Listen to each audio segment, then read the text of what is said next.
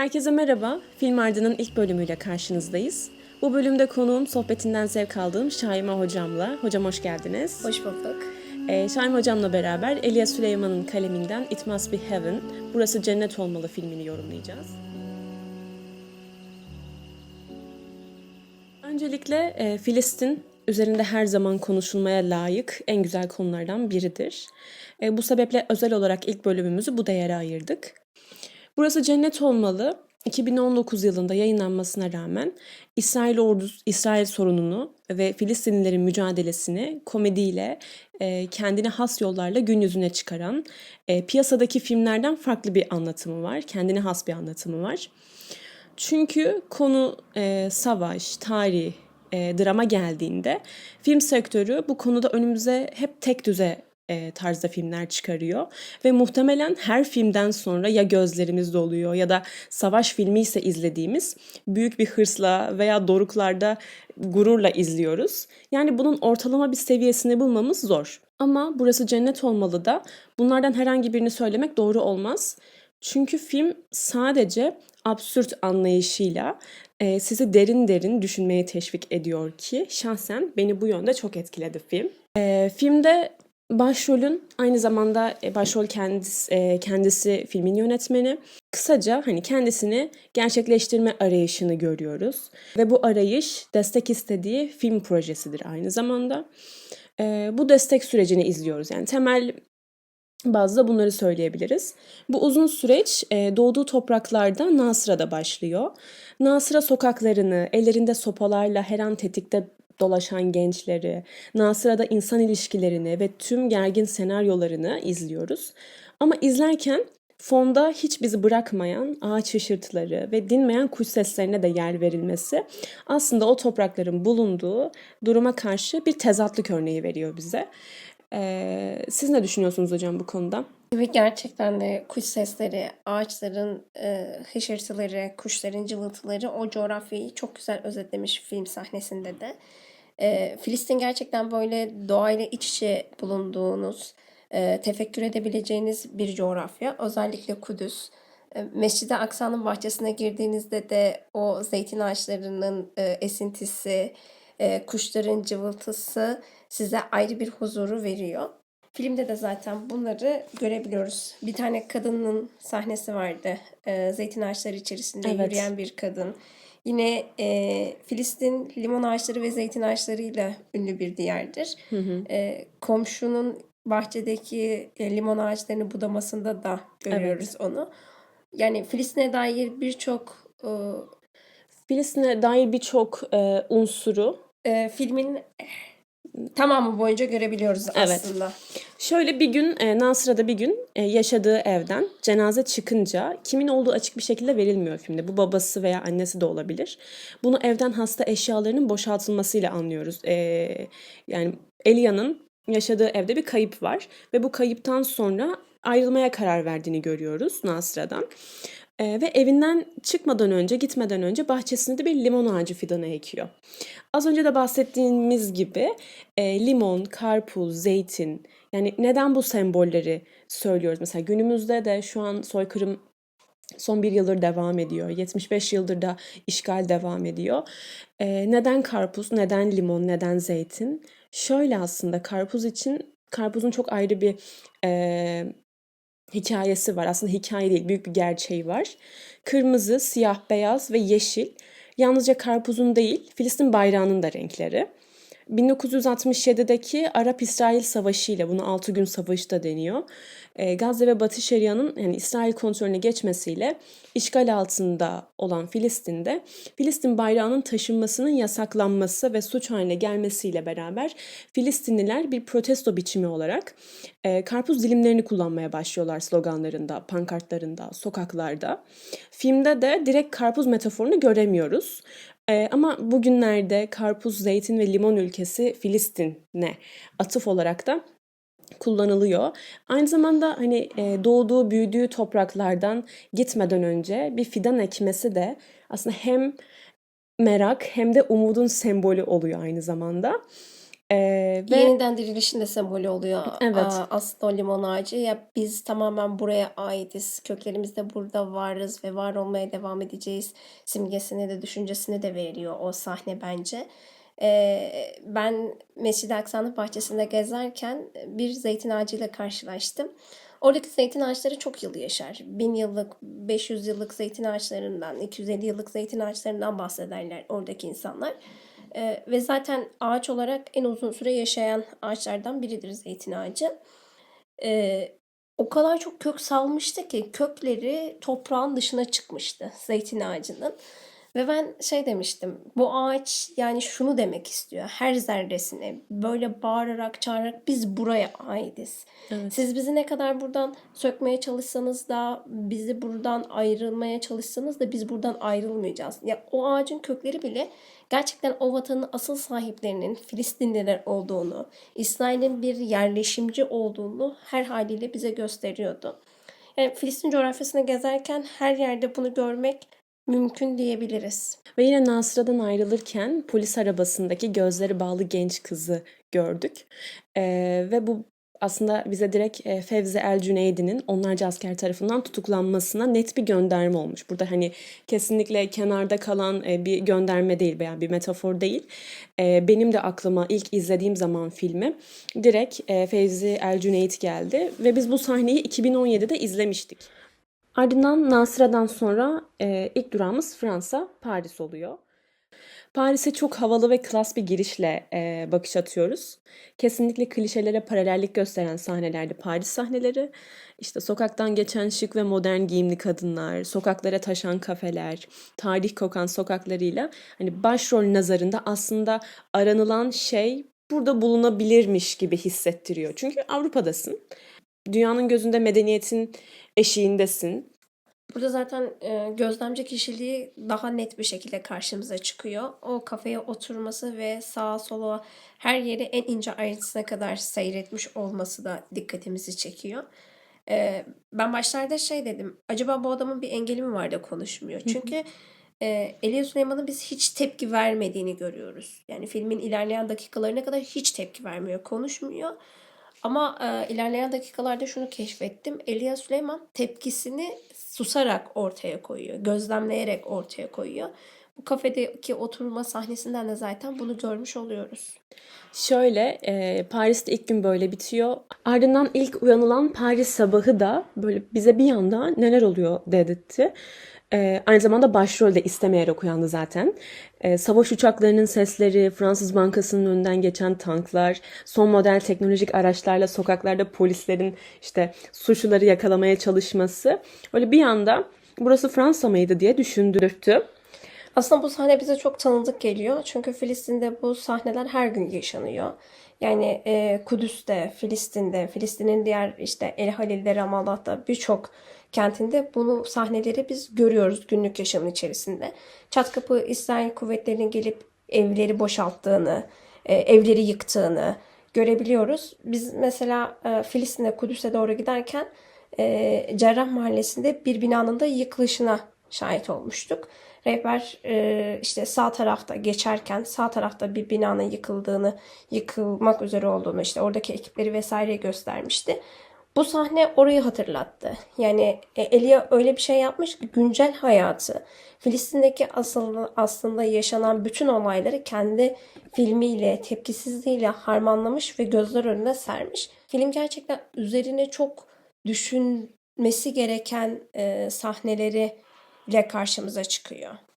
Yine Elia'nın kafede oturma sahnesinde de polislerin böyle kaldırım ölçümünü milimi milimine yapması aslında gösterilen Paris izleniminin arkasındaki sıkı denetimi de vurguluyor burada. Aslında filmin yayınlandığı tarihe bakınca da yani Fransa hakkında bu tarz şeyler söylemek çok güç değil. Çünkü 2018'de patlak veren Sarı Yelekliler Hareketi var Fransa için. Belki de pandemi başlamasaydı dahasını da görecektik. Ve Fransa hükümetiyle toplum arasındaki çekişmeler şiddetin ve baskı rejiminin bir de Avrupa versiyonuyla tanıştırdı bizi. Ama tabii ki Elia için bu ortam hiç de yabancısı olduğu bir ortam değil dediğiniz gibi. Aslında bu dünyanın yabancı olmadığı, bütün dünyada aynı şeyler tekrarlanıyor. Bütün dünya sınırlarla çiziliyor. Bütün dünyanın alışık olduğu bir sistem aslında. Bizde de mesela vardır. Zabıta ekipleri gelirler, kafelerin önünü ölçerler. Doğruysa tamam. Eğer yer işgaliyesi varsa onu geriye ya da ileri çekmelerini ifade ederler. Dediğim gibi bütün dünyanın alışık olduğu, kültür, devlet fark etmeksizin insanların tamamının alışılageldiği bir şey, alıştığı bir Gerçek olabilir, gerçeklik. evet. Yani sınırlar belirli kişiler tarafından çiziliyor ve biz yaşayan insanlar, yaşayan halklar olarak da çizilmiş bu sınırlara riayet ederek yaşıyoruz. Evet, Yani fark etsek tıpkı de fark etmesek de. evet, fark ederek ya da etmeyerek tıpkı bugün İsrail'in çizmiş olduğu sınırları işte Batı Şeria'yı ya da diğer tarafları işgal ederek burası benim demesi ve insanların her geçen gün yani 1948'den beri küçülen bir Filistin haritasına sıkıştırılmasını da bu sahnede yine görebiliriz yani. Şöyle Elia da şaşkınlığını jestlerinden net bir şekilde anlıyoruz. Ve aslında filmde başrolün ne yaptığıyla alakalı yani adamın amacı ne? Yani bir şeyler yapıyor, izliyor, gözlemliyor ama hala ne yaptığını anlayamadık ta ki bu sahneye kadar. Bir film projesi var yönetmenin. Film projesi için destek arıyor ve Fransa'ya, Paris'e gittiğinde dolaylı yollardan bu desteğe ret geliyor. Şöyle buna sebep olarak da şöyle diyorlar işte fikriniz çok güzel diyor ama diyor bunu biz Filistin'de çekemeyiz. Burada çekmemiz nasıl olur diyorlar.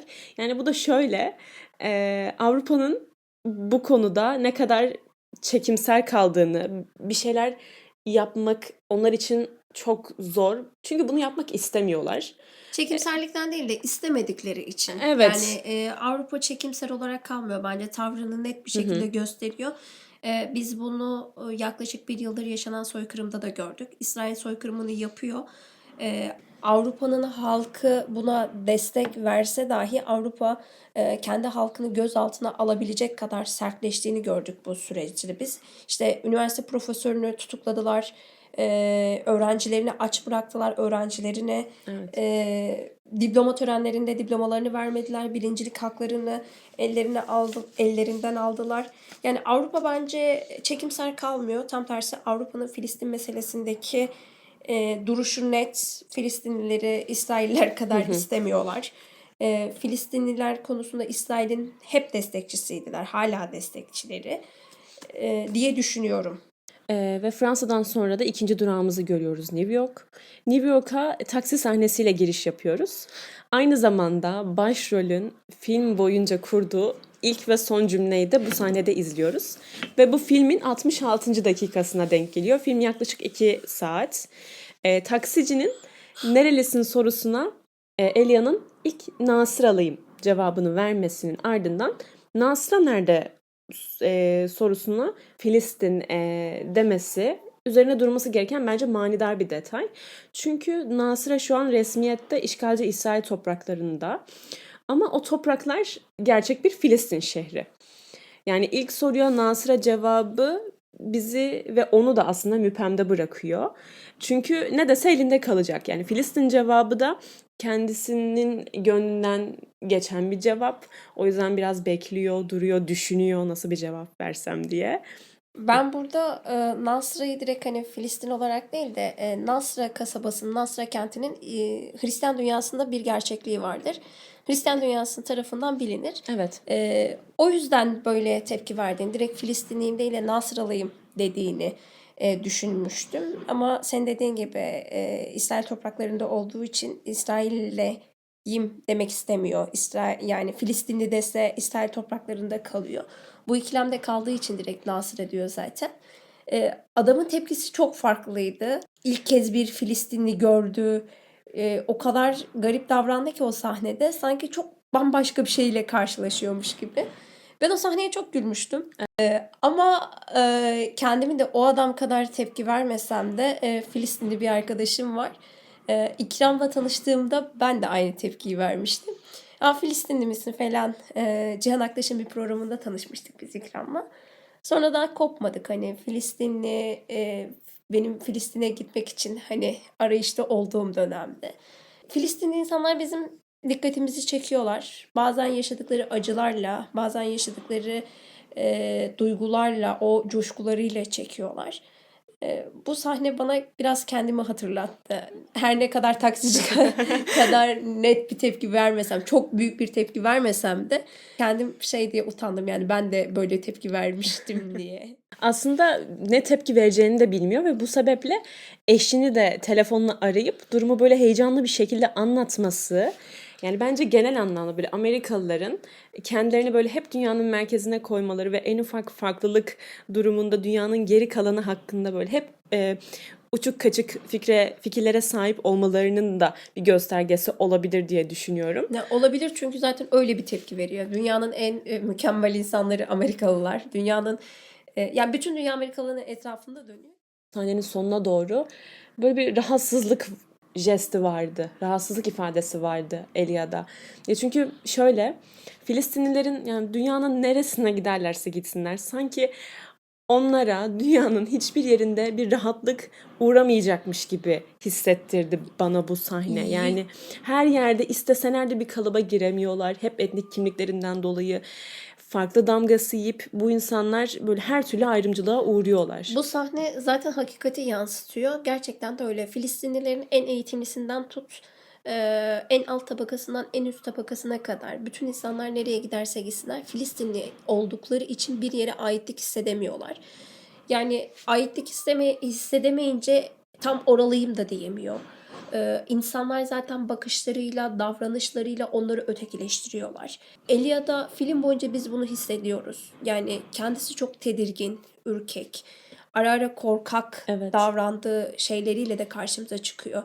Gittikleri yere huzuru, eğlenceyi beraberinde götürseler de Filistinliler maalesef ki yaşadıkları topluluklarda insanların baskıları yüzünden sinebiliyorlar, ötekileştirebiliyorlar.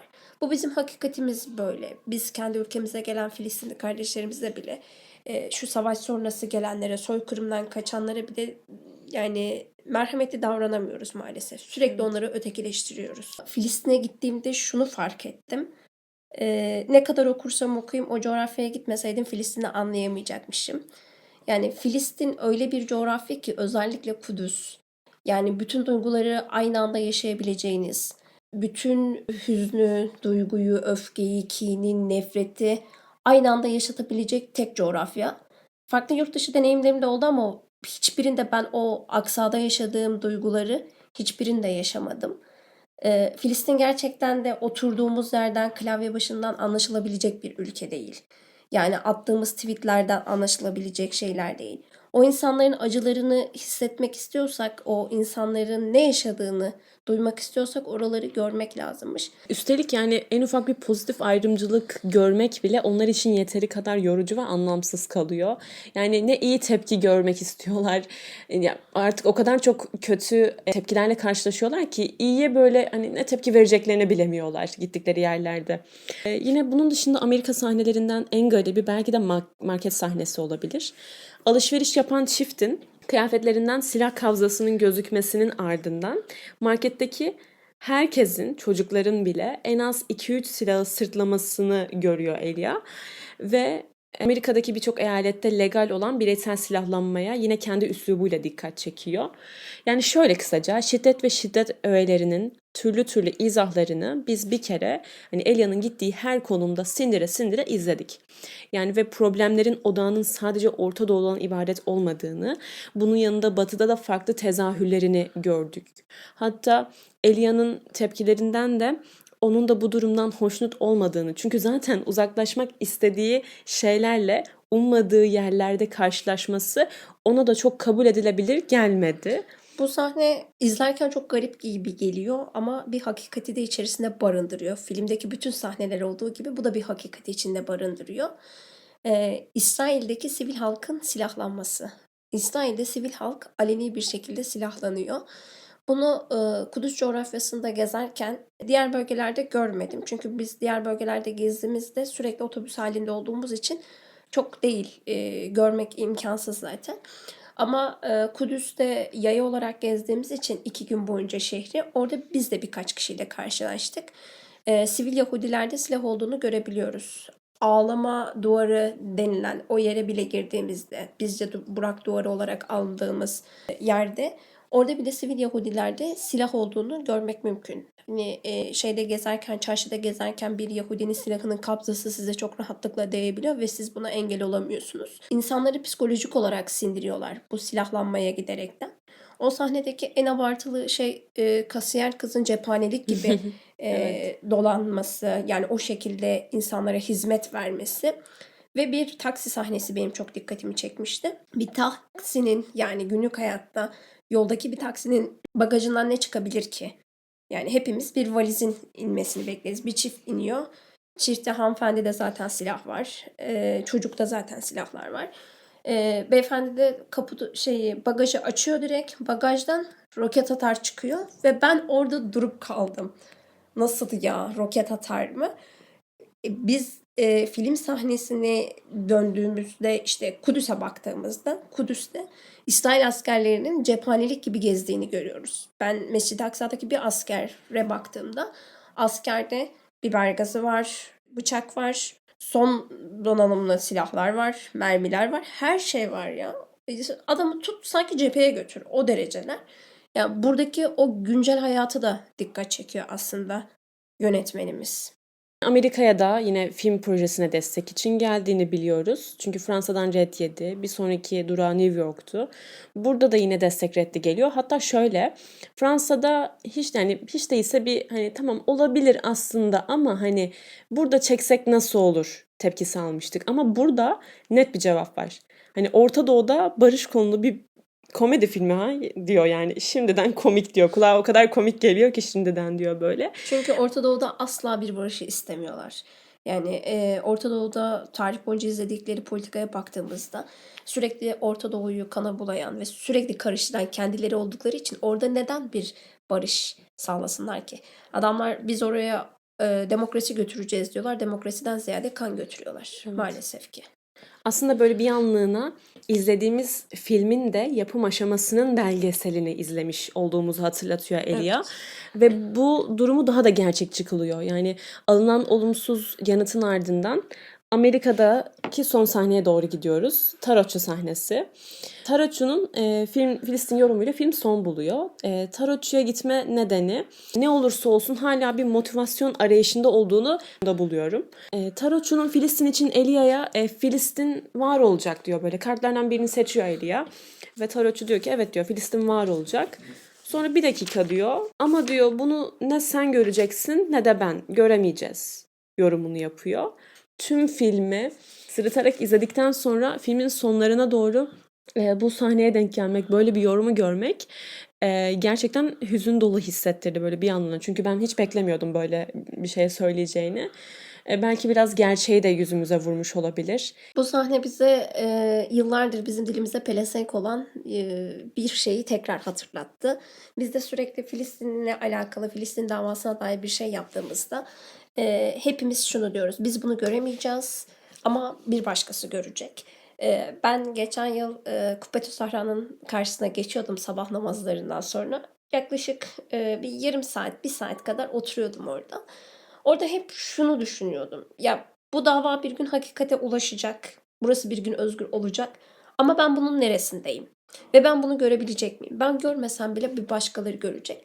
Ya artık tembelliğimizden dolayı mı bu bizim dilimize pelesenk olmuş? Yoksa gerçekten bu mu böyle? Mesela 1948'de Nekbe katliamı yaşandıktan sonra Nekbe'dekiler anahtarlarını çocuklarına, torunlarına teslim etti. Biz görmeyeceğiz ama siz göreceksiniz diyerekten. Ya umarım bu zamanlar çok çabuk gelir. Ben kendime de çok kızıyorum. Acaba yanlış mı yapıyoruz? Artık çünkü bu sahneyi geçmemiz gerekiyor. Yani biz görelim. Neden Filistin'in özgürlüğü bize nasip olmasın? Evet, çocuklarımız da özgür diyarlar görsün. Ama artık yani 75 yıldır süren bu kabus bir an önce bitsin. Ve biz görelim bunu. Yine Amerika sahnelerin en güzeli bence. Parkta böyle beyaz kanatlar takmış bir genç kadın. Göletin başında. Büyük bir park. Büyük ihtimalle Central Park olabilir. New York'tayız çünkü. Ve sonrasında o kadınla Elia karşı karşıya geliyor. Elia çünkü parkta dolaşıyor. Ve bir anda kıyafetini çıkarıyor. İçinde Filistin bayrağını görüyoruz kadının. Ve Filistin bayrağını gördükten tam 2 saniye sonra bir anda polis sirenleri yaklaşıyor kadının yanına ve karadan müdahale yetmiyor. Havadan da müdahalenin başladığını görüyoruz. Yani helikopter seslerini duyuyoruz. Yani gerçekten hacim olarak, kapladığı yer olarak oldukça küçük bir bayrak boyutu. Ama onun ifade ettiği anlam onların gözünde çok büyük. Çünkü o bir Filistin bayrağı. Ve o kadın koşarken de birkaç kişinin daha radarına takılıyor. O bayrak birkaç kişi tarafından da fark ediliyor. O sahne gerçekten yani şunu izlenimi verdi. Ne yaparsanız yapın bu bayrağı asla saklayamayacaksınız, gizleyemeyeceksiniz. Bu bayrak dalgalanacak. Çünkü polisler ellerinde bezlerle kadını ilk buldukları anda kapatacakmış izlenimi verdi. Az önce de bahsettik. Yani İsrail maalesef ki işte 67 Savaşı'ndan sonra Filistin bayrağının Filistin'de dalgalanmasını yasaklayınca karpuzu alternatif olarak kullandılar Filistinliler. Gazze soykırımından sonra hemen sonrasında ilk bir ayında Avrupa'dan da ses gelmeye başladığında Filistin bayrağının dünyanın her yerinde dalgalandığını gördük. Evet. Bazen bu bayraklar yırtılsa da işte duvarlara çizildiğini, farklı şekilde işte karpuzların broş olarak takılıp tekrardan gündeme geldiğini o kadar farklı şekilde gösterdiler ki bayrağını ve dünyanın her yerinde dalgalanmaya başlandı. Ne yaparlarsa yapsınlar bu bayrağı dalgalanmasını engelleyemiyorlar. Nasıra'ya New York sahnesi, Amerika sahnesi son buluyor ve Nasıra'ya dönüş başlıyor. Eve dönüşte ilk göze çarpan detay başrolün giderken ektiği limon ağacının komşusunun sulaması sebebiyle büyümesi ve meyve vermesi. Ya belki filmin akışı boyunca unuttuk bir fidan ektiğini orada. Ve çok birkaç saniyelik bir Biz sahneydi. o sahneyi filmin ilk birkaç sahnesinde gördük. Evet. Her akşam belirli saatlerde suladığını, Evet. düzenli bir şekilde suluyordu. Ben onun limon ağacı olduğunu fark etmedim. Sadece bir bitki var, bitkiyi suluyor şekliyle fark etmiştim. Ardından işte eve dönüldüğünde hatta eve döndüğünü şöyle anlıyoruz. İşte balkondan bakıyor ve hani büyük ağaçların yanında büyümüş. Böyle hala ama tabii boyu hala kısa. Meyvesini vermiş bir limon ağacı Bıraktığından görüyoruz. daha büyümüş Evet, kesinlikle. şekliyle karşımıza çıkıyor. Ve komşu hali hazırda suluyor ağacı ve yukarı bakıyor. Başrole böyle nispet yapar gibi bak diyor sen gittin geldin diyor. Ben sulamaya devam ettim ve meyvesini verdi. Burada umudu bize çok güzel anlatmış. Yani bize şunu demek istiyor açıkçası. Bir şeyler yapıyorsanız bile umutsuzluğa kapılmayın. Siz eğer yaptığınızı güzel bir şekilde yapıp bırakırsanız sizden sonrakiler bunu devam ettirecek. Yani Elia'nın her akşam belirli bir saatte düzenli olarak birkaç gün suladığı o limon ağacını giderken bahçeye diktikten sonra komşusunun gelip düzenli olarak suladığını, bakımını yaptığını ve ağacın meyveye durduğunu, meyve verdiğini görüyoruz. Komşusunun tepkileri de çok Doğal, çok içten. Evet, tam bir Akdeniz insanı. Gerçekten de öyle. Bir önceki sahnelerde sese çıkıyor Elia böyle hafif bakıyor balkondan. Orada şey görüyoruz. Kendiliğinden ya ağaçların budanması gerekiyormuş budadım. Ne kadar samimi, karşılıksız biri bir şey demeden sırf o ağaçların budama vakti geldiği için onu yapıyor. Ya biz belki de bunu yapamadığımız için başarısız oluyoruz. Biz bir şeyler yaptığımızda diyoruz ki hemen bunun meyvesini alalım. Hemen bunun karşılığını yapalım. İyilik yaptığımızda illa karşılık bekliyoruz. Yani tefeci gibi biz bir iyilik yaptık bir başkası da iyilik yapsın mantığıyla hareket ediyoruz. Belki de başarısız olmamızın en temel sebebi bu. Oradaki o samimi komşu hiçbir şey beklemeden Elia'nın gelip söylemesini bile beklemiyor. Ağaçların budanması gerektiği için ağaçları buduyor. Sonrasında oraya o ağacı fidanı ekti diye her gün suluyor. Ve meyvesini alıyor. İlk meyveyi, ilk hasadını yapıyor. Çok güzel bir sahneydi orası. Evet. Ya umudu çok güzel aşılıyor. Pes etmeyeceğiz ve şunun farkına varacağız. Biz bir şeyleri en iyi şekilde yapacağız. Ömrümüz vefa etmezse bile bizden sonrakiler bunu devam ettirecek diyerekten hareket edeceğiz inşallah. Filmin son sahnesi bar sahnesi oluyor. Barda eğlenen gençleri görüyoruz. Filmde Nasıra'da işgal güçlerini gördük. Gittik Fransa'daki militarizmi gördük.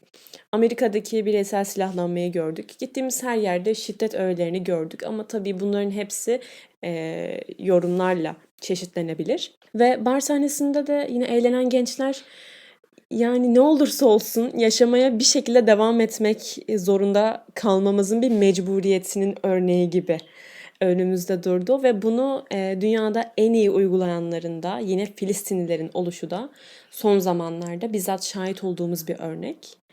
Hatta orada bir adamla karşı karşıya kalıyor Elia. Onu da siz hatırlatın isterseniz. Öncelikle şunu söyleyelim. Biz dedik ya az önce gençlerin gerçekten eğlendiğini, bütün olumsuzluklara rağmen hayatının devam ettiğini gördük. Biz bunu Gazze soykırımında çok net bir şekilde gördük. Düğün yapmak isteyenler düğünlerinden vazgeçmediler. Bir tane profesörün doktora öğrencisinin test savunmasını gördük. Yüksek lisans öğrencilerinin test savunmasını gördük. O insanlar gerçekten bütün böyle umutsuzluğa rağmen biz böyle onlar için umutsuzluğa kapılıyoruz, ah vah diyoruz ama onlara baktığımızda onlar yaşama ümidini asla kaybetmiyorlar ve yarınlar için savaşıyorlar. O sahnede içerken şey diyordu. Filistinliler siz garip insanlarsınız. Normalde insanlar unutmak için içer. Siz ise hatırlamak için içiyorsunuz. Yani insan hatırlamak için içer mi? Burası yani sorulacak Hepimiz için bir muallak. hepimizin sorgulaması gereken bir soru olarak düşünüyorum ben. Hatırlamak için içilmez ama o sahne bana şunu da hatırlattı. Beşir'le Vals diye bir animasyon izlemiştim. O animasyonda Sabra ve Şatile katliamını yapan İsrail askerlerinin unutmak için içtiğini gösteriyordu. İnsanlar gerçekten unutmak için içiyor. O da belki onlara atıftı. Hani dünya sizi görmezden gelmek için içiyor ama hala her şeye rağmen siz içseniz bile hani Var olmaya devam ediyorsunuz. Bu mücadelenin içindesiniz. Evet ve siz içseniz bile hatırlıyorsunuz. Oradaki sahne sadece o coğrafyada Müslümanlar yaşamıyor. Yani diğer insanlar için de verilen bir sahneydi orası. Çünkü biz filmin ilk başında da bir sahneyle karşılaşıyoruz. Kral içeri girmeye çalışıyor. Ayini yapacak. İçeri girmeye çalışıyor kilisenin içerisine. Adamlar o kadar çok içmişler ki yani kapıdakinin kral olduğunu farkına varmıyorlar ve yani zahmet edip kapıyı açmıyorlar. Çünkü kafa o kadar gitmiş. Sonra kralın bütün ikazına rağmen hadi be gidin başımızdan diyor içeridekiler. Kral arka kapıdan girerek affet tanrım diyerek kapıya vuruyor ve kapıyı içten açıyor. Burada da görüyoruz. Hiçbir insan yani hatırlamak için içmez. Evet. Her şey unutulmak için, içme mevzusu unutulmak içindir. O sahne bunu bana şurayı da hatırlattı. Kral kapıyı bütün güç kendinde olduğu halde, bütün yetki kendinde olduğu halde tanrısına diyor ki affet tanrım. Yaptığı tek harekette kapıyı kırmak. Ya burada dinler hiçbir zaman şiddeti hoş karşılamıyor. Yani bu ne kadar tahrip olmuş bir din de olsa Allah hiçbir şekilde şiddeti hoş görmüyor. Yani şiddete tamamen karşı olduğunu biz bu sahnede de görebiliyoruz. Evet. Bir sahnede şu geçiyordu. Elia Süleyman'la sohbet edilen bir sahne vardı. Sahnedeki moderatörün sormuş olduğu bir soru benim çok hoşuma gitmişti. Ve ben film boyunca bunun cevabını bekledim. Cevabını alamadım. Neden cevap vermedi Elia Süleyman? Bunun peşine düştüm açıkçası. Moderatör şunu söylüyordu. Geçmişten beri süregelen göçebe yaşamınıza rağmen solmakta olan bir ülkeye bu kadar sevgi duymanızın sebebi nedir? Diye bir soru soruyordu ve Elia Süleyman cevapsız kalıyordu. Hani neden cevapsız kaldı, niye cevapsız kaldı cevabı bende yok. Keşke cevaplasaydı bu soruyu. Yani bu kadar mücadele veriyor. Çünkü Elia Süleyman'ın 2 film girişimi var, sponsor arayışı var. Bu 2 sponsor arayışında da geriye dönüyor. Bu bile ülkesini ne kadar çok sevdiğini, davasının hak olduğunu bize gösteriyor. Ama neden soruyu cevapsız bıraktı? Evet, belki de orada çünkü iki farklı konumda bulunuyor, bir destek arıyor, bulamıyor. Gittiği yerlerde bir hayal kırıklığıyla karşılaşıyor ve esas soruyu da orada karşılaşıyor ve belki de hani ne diyeceğini bilmiyor. Neden bu davanın peşindesiniz sorusuna. Belki orada o soruyu da kendisine sormuş olabilir. Yani Olabilir. neden ki diyor ve ardından Nasıra'ya dönüyor Çünkü zaten kendisi. gerçekten de yani 1948'den bu yana süregelen bir göçebe yaşamları var. Aslında 1948'den bu yana değil. Yani 48'de resmi olarak 15 Mayıs 1948'de resmi olarak İsrail Devleti'nin kurulduğunu ve yaşanan zulmün ayyuka çıkarak yaşandığını biz biliyoruz o coğrafyada. Osmanlı Devleti oradan çekilmeye başladığından beri Evet. aslında o coğrafyada bir zulüm var. Yani 1917 İngiliz işgaliyle de başladı diyebiliriz. Bundan dolayı belki o yıllardan beri günümüze kadar yaşadıklarıyla cevap mı bulamadı ya da yaşadığı o acı, hüzün mü cevapsız bıraktı bilemiyoruz. Evet ama ne olursa olsun bir geriye dönüşü gördük. Köklerine geri döndüğünü ve bunlara aslında kendisi farkında mı bilmiyoruz ama aslında daha fazla bağlı.